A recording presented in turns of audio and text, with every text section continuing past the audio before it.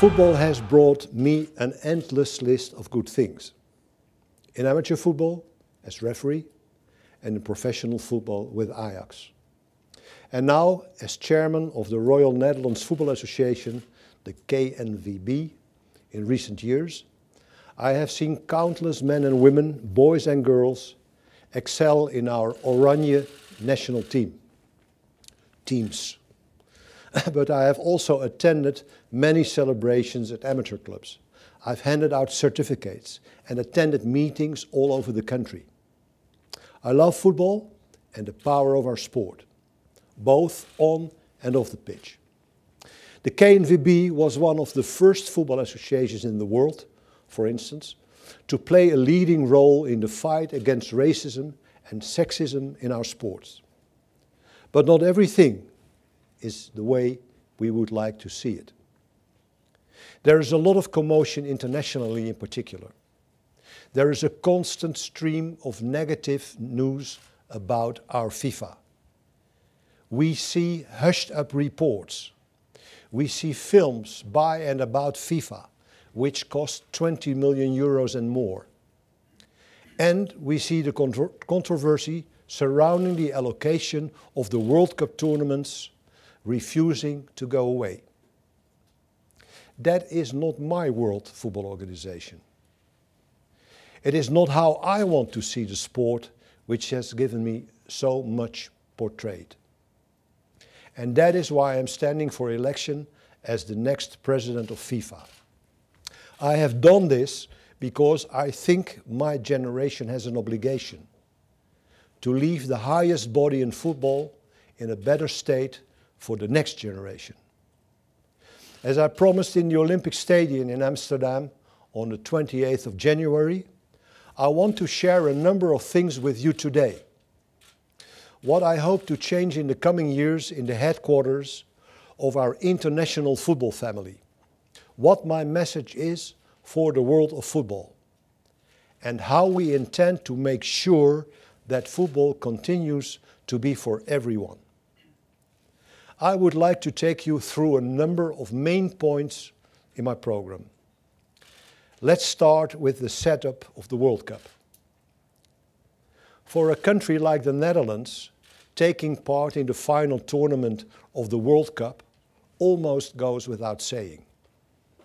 However, this does not apply to 90% of FIFA members. Participation in the final tournament can be an incredible boost to the development of football in a country. We must not forget that. That is why I want to give more countries the opportunity to play on the highest stage of world football. 40 countries, 40. With a guaranteed place in the tournament for the organizing country or organizing countries. And a guarantee that the reigning world champion can defend their title. This is new. And an extra place for one more country per confederation. One more country per confederation. So as many people as possible can enjoy the World Cup. Don't we all love it when a small country does exceptionally well at the final tournament? However, if you want to expand the competition, you have to start by strengthening the foundations. Training young people is great, but it is also hard work. And we are not just training the next Neymar or Van Persie. We are also training amateur footballers to be good sportsmen and to enjoy their weekly matches. We need to invest in educating youth trainers worldwide. I want to set up an international trainers academy. Football Association youth trainers will be trained in this academy in cooperation with the Confederations, of course. This is where the best training and supervision methods will be developed and the transfer of knowledge guaranteed. Under my leadership, the best international youth training program will be put in the limelight. And will receive an annual award. Referees also deserve our support. While FIFA rightfully sets high standards, the training and coaching is fragmented. I want to put an end to that. A central referees academy will improve international standards. Furthermore, when a controversial incident takes place, we cannot expect our referees to be the only people in the stadium who cannot replay that moment, where everyone else can check on their smartphones whether the ref was right or wrong. The referee is the only person who cannot do this. So I want to introduce more modern technology like the video referee, where this is feasible in sporting, technical and financial terms. Of course, this will not be possible everywhere. But the greater the interest involved in a match, the more important it is for the credibility of our sport that referees have the technology that is available at their disposal. Investing in football means much more than just putting money in the sport, as far as I'm concerned. It also means bringing football closer to the clubs, bringing FIFA closer to the clubs. For this reason, I want to initiate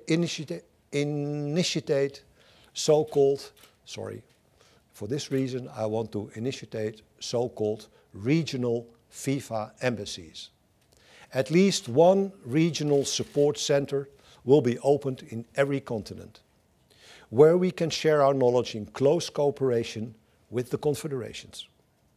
We have to share our know-how so that sport can progress. These centers will have to have an open door policy and be constantly willing to share their know-how as well as to learn from others. They will have experts with years of experience in the world of football, but they will also be open to new ideas. An organization that serves sport should also display financial humility. At present, too much money is disappearing in the periphery. This is why I will increase the funding of football associations fourfold. Each football association will see its funding go up from $250,000 to $1 million per year. This amount is backed up by a solid financial plan. I know from experience that it would not be realistic to promise more than this. And if I did, it would financially undermine FIFA, which would not be in the interest of the football associations. In addition, a separate budget will be set aside for improvements to infrastructure for the football associations which need it. We will also increase the amount of money for the participants in the World Cup and the Confederations Cup, while the organizational costs for participants will be lowered substantially. At present, FIFA uses its own experience too little when it comes to procurement. As a result, the organization faces costs which are too high. This can be done differently and it can be done better. Then we come to FIFA itself. Normalization, as I have said before, is the key word. The organization just had to act normally. Transparency is part of this. When you act normally, you have nothing to hide. It is my intention to make the much discussed Garcia report public as soon as possible. Everyone will be allowed to know how high my remuneration is, just as they will be allowed to look into the finances of our organization. In addition, I want to explain and publish all decisions openly after every executive committee meeting. I know this is a lot of work for 4 years, but I really do not want to do it longer than these 4 years. I'd be happy to put it in writing for those who doubt me. In 2019, it will really be the time for the next generation. My experience in the world of football and the world of business tells me that you can achieve a lot in 4 years. I want to prove that our FIFA can do better in the next 4 years. And then it is time for a younger person to take over. Everything I've said up to now has largely already been heard by the Dutch speakers during the General Assembly meeting. But I would like to add a few more things now, to tell you what I think about a number of extra issues. And all the rest you can read in my program on michaelvanpraag.com. And once again, I would like to refer to my website, michaelvanpraag.com. That is important. It will go online shortly. So everyone who has internet, have a look. I would like to say something about human rights. In my opinion, more attention should be paid to human rights in the FIFA statutes. I stand for a World Football Association which applies the highest ethical and moral standards. This means that FIFA itself has to set a good example, as well as making sure these standards play a key role when large tournaments are allocated to a country. It is for a reason that my slogan is football for everyone. Football for everyone, both on and off the pitch, has been a key priority for me for years. In my opinion, football is a great game for everyone, and the world of football can be used to act as a catalyst for change in the fight against discrimination. My goal is to increase the representation of women at the highest executive and operational levels. In addition, we will take steps to combat discrimination in coaching, as well as in management positions at the highest level in football. I want to roll out the principle of football for everyone worldwide. I would also like to mention another topic which has been in the news: the autonomy of players and clubs. They have to be independent in their own interest and the interests of the integrity of our competition. Therefore, financial constructions which have the sole purpose of making a profit are undesirable. However, there are constructions that do contribute to the development of clubs, players, and training programs.